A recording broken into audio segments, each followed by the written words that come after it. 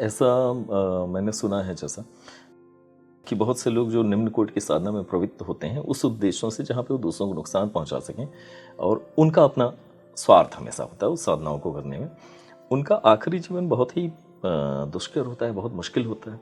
वो काफ़ी कठिन परिस्थितियों में उनकी मृत्यु के पहले उनके साथ जो घटनाएं होती हैं वो भी उनके साथ, जैसे उनको कोई ऐसा असाध्य बीमारियां या मतलब जीवन के लिए प्रतिपल संघर्ष, और उनके प्राण भी बहुत मुश्किल से निकलते हैं।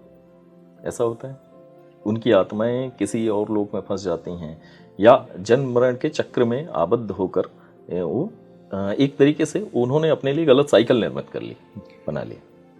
इट्स अ फैक्ट, यही सत्य है। अगर आप दुरुपयोग कर रहे हैं निम्न कोटि की शक्तियों का अपने लिए, अपने स्वार्थ के लिए, किसी को हानि पहुंचाने के लिए, राम जी ऐसे ऐसे किस्से देखे हैं जहाँ पे ना सिर्फ मृत्यु और मृत्यु के पहले के जो वर्ष होते हैं उनकी आयु के, वो इतने ज़्यादा कठिन होते हैं, संघर्षमयी होते हैं, जिसकी कल्पना तक नहीं की जा सकती। संपूर्णतया बीमारी से ग्रस्त होकर वे जो है अपना देह त्याग देते हैं, लेकिन वो भी कई सालों की बीमारी के बाद। क्या उनके वंशावलियों पर भी असर पड़ता है, जो आने वाली पीढ़ियां हैं उस व्यक्ति के कर्मों का असर आने वाले, ये दोनों चीज कनेक्ट करके मुझे बताएं। देखिए, अगर कैंसर या फिर डायबिटीज़ या फिर ब्लड प्रेशर डीएनए में अगर आ सकता है, अगर जो जेनेटिकल बीमारी जो है जिसके ऊपर आज विज्ञान बहुत सुदीर्घ काम कर रहा है, करेक्ट, अगर वो बीमारियां डीएनए में आ सकती हैं तो ये क्यों नहीं आ सकता?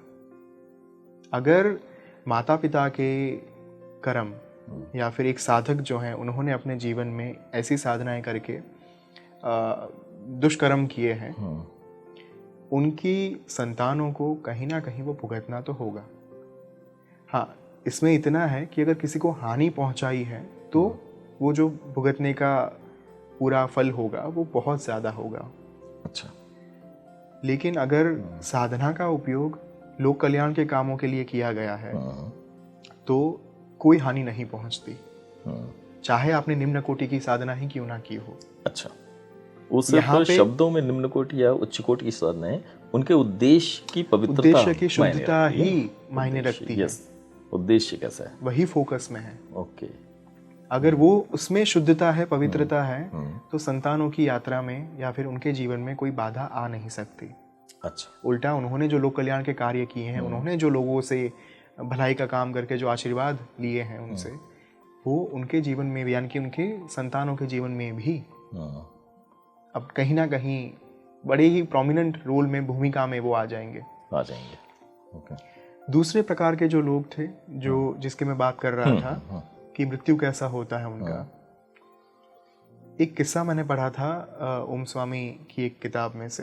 अच्छा, जहाँ पे उन्होंने जब हिमालय से 2011 में वे साधना करके आए, एक गांव में वे थे और उस गांव में एक बड़ा ही प्रसिद्ध तांत्रिक रहता था और हर गुरुवार शनिवार को आई थिंक उनके वहाँ पे सभा बैठती थी और कई सारे लोग आते थे, सैकड़ों लोग आते थे अपने अपनी समस्याओं को लेकर।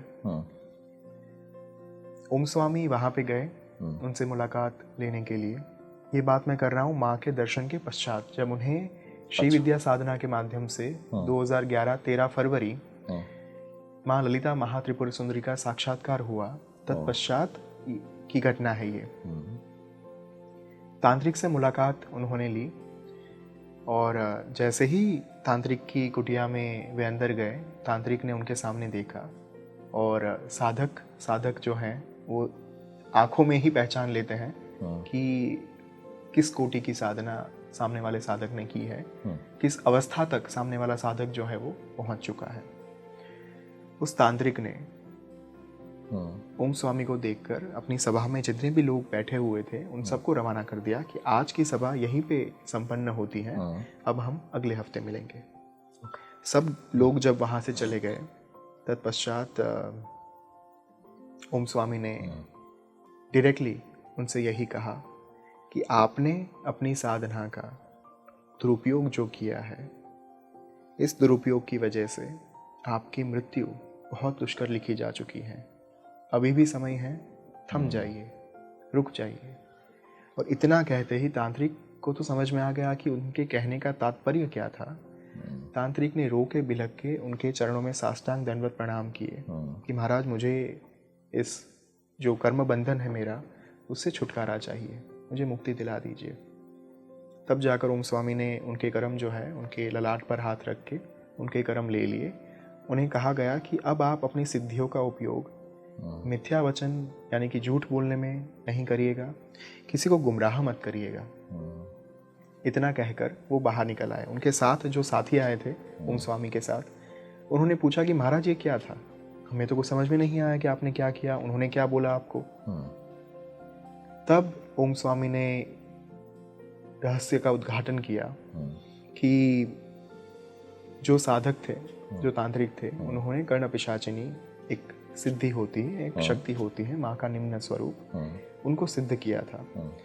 अब जब आप ऐसी कोई शक्तियों को सिद्ध करते हैं, वहाँ पे जो भी व्यक्ति आपसे मिलने के लिए आता है, उनका भूतकाल और वर्तमान काल कर्ण पिशाचिनी कान में आकर कह देती है तांत्रिक को, साधक को।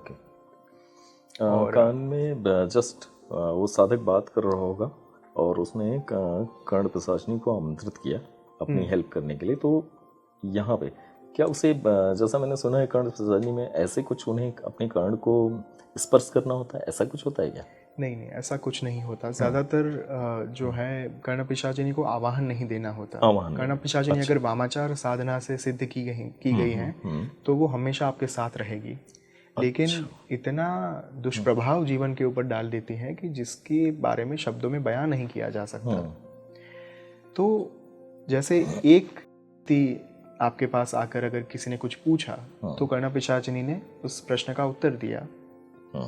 उस उत्तर के बाद दूसरे व्यक्ति का जब प्रश्न आता है, तब वो पहला वाला प्रश्न भी निरंतर उसका उत्तर जो है वो चलता रहता है कान में। तो एक समय के बाद इतनी सारी आवाज़ें आपके मस्तिष्क में गूंजती रहती हैं, जैसे आपके एक कान के पास किसी ने लाउड स्पीकर लगा दिया हो 24/7। क्या हालत होगी? उस नाद को बर्दाश्त कर पाना तो असंभव होगा। वो लगातार गुंजित होने वाली ध्वनि एक दूसरे से टकरा रही हैं। ओम स्वामी ने कहा कि उन्होंने जो कर्ण पिशाचिनी जो सिद्धि जो है, जो सिद्ध की है निम्न कोटि की साधना के माध्यम से, उसकी वजह से वो जो तांत्रिक है वो कहीं ना कहीं भूतकाल और वर्तमान काल तो एक इंसान का बता सकता है। अच्छा, लेकिन जब निवारण देने की बात आती है, समस्या के उपाय देने की बात आती है, क्योंकि लोग जो आते हैं वो तो समस्या के उपाय लेने के लिए ही आते हैं। होगा कि अगर सिर्फ समस्या नहीं जाननी बल्कि होगा क्या, परिवर्तित कैसे होगा, भविष्य क्या है, तो समस्या के निवारण के लिए जो बताना होता है, वहाँ पे भविष्य काल के बारे में, उपाय के बारे में वो सिद्धि जो है वो कुछ नहीं कह पाती। अच्छा, उस समय पर वो जो तांत्रिक था वो झूठ बोल देता था कि आप ये करिए, ये करिए, ये करिए, ठीक हो जाएगा। क्योंकि वो भूतकाल और वर्तमान काल बताने की वजह से उसकी एक टाइप ऑफ एक आकर्षण हो गया कि सामने वाले का इम्प्रेस हो गया। हाँ, मेरे बारे में जो व्यक्ति आए हैं तो उनको अगर सामने से ही वो जब आके बैठ गए, बैठने के बाद जब उनको ये बता दिया गया कि आपके जीवन में ये समस्याएं चल रही है, वो जो इंसान है, वो जो मनुष्य है, वो तो पहले से ही प्रसन्न हो जाएगा, करेक्ट, अभिभूत हो जाएगा, मंत्रमुग्ध हो जाएगा। वहाँ पे तंत्र विद्या में महारथी उसका गलत उपयोग भी कर सकते हैं टाइप ऑफ, क्योंकि उन्होंने जिस शक्ति का प्रयोग किया है वो सिर्फ उतना ही बताने में सक्षम है। करेक्ट।